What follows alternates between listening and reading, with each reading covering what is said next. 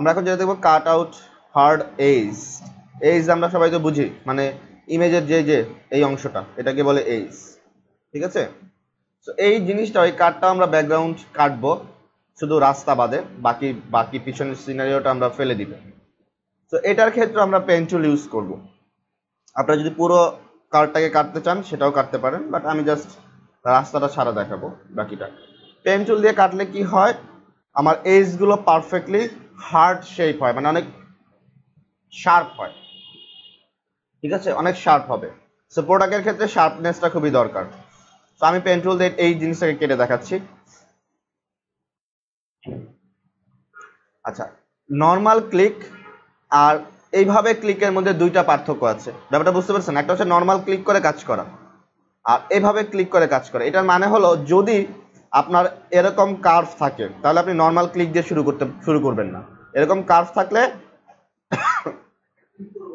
এই যে এইভাবে হ্যান্ডেল পয়েন্ট নিয়ে দেন শুরু করতে হবে। আর যদি আপনি স্ট্রেট কোথাও কাজ করেন, যেমন এই অংশটা স্ট্রেট, যেমন এই অংশটা স্ট্রেট, তাই না? যেমন এই অংশটা স্ট্রেট, এই অংশটা আমি এইভাবে কেটে চলে যাব, তাহলে এই স্ট্রেটের জন্য আপনার হ্যান্ডেল পয়েন্ট নিয়ে কাজ করতে হবে না, এটা মাথায় রাখতে হবে, ঠিক আছে। সো আমি এটাই কাজ করতেছি। তো আমি নিচের দিকে যাব না, স্ট্রেট করে দিব, যার কারণে আমি হ্যান্ডেল পয়েন্ট নিলাম না।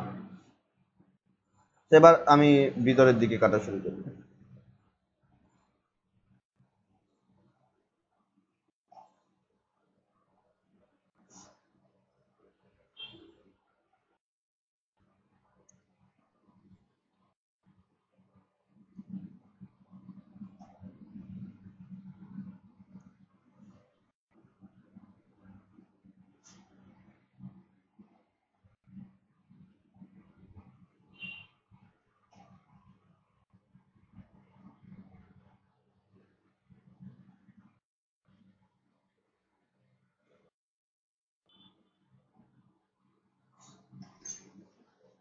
হুম,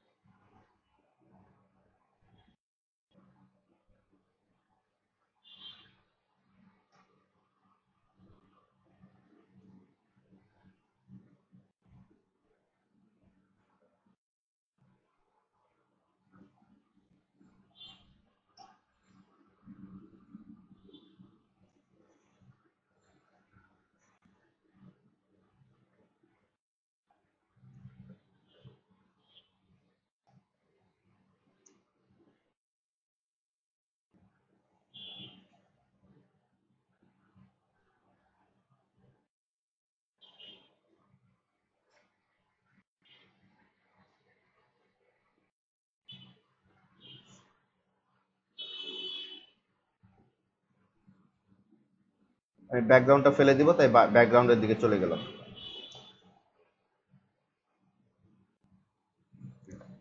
তো আমার হয়ে গেল, আমি পাতটাকে সেট করি।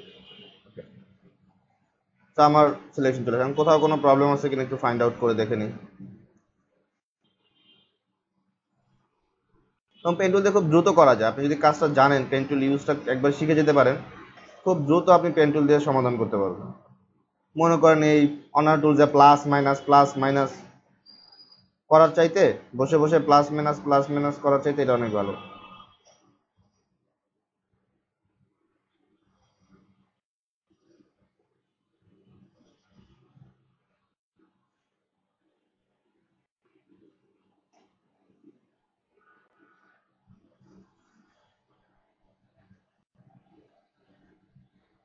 ওকে, তো এখন আমি সিলেকশনে নিয়ে আসতেছি।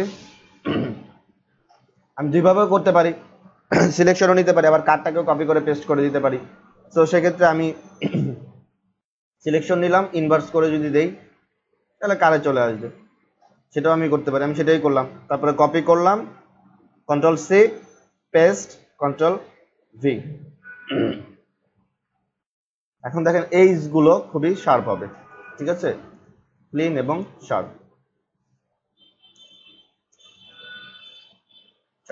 তো এইভাবে আপনারা খুব দ্রুত পেন টুল দিয়ে কাজ করতে পারেন। সব থেকে বেস্ট ব্যাকগ্রাউন্ড রিমুভের জন্য পেন টুল, এর উপর আর কোনো টুলস নেই।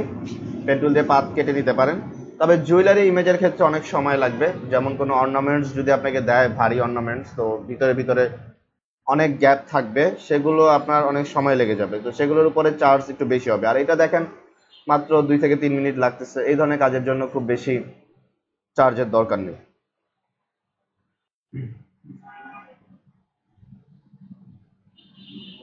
ওকে।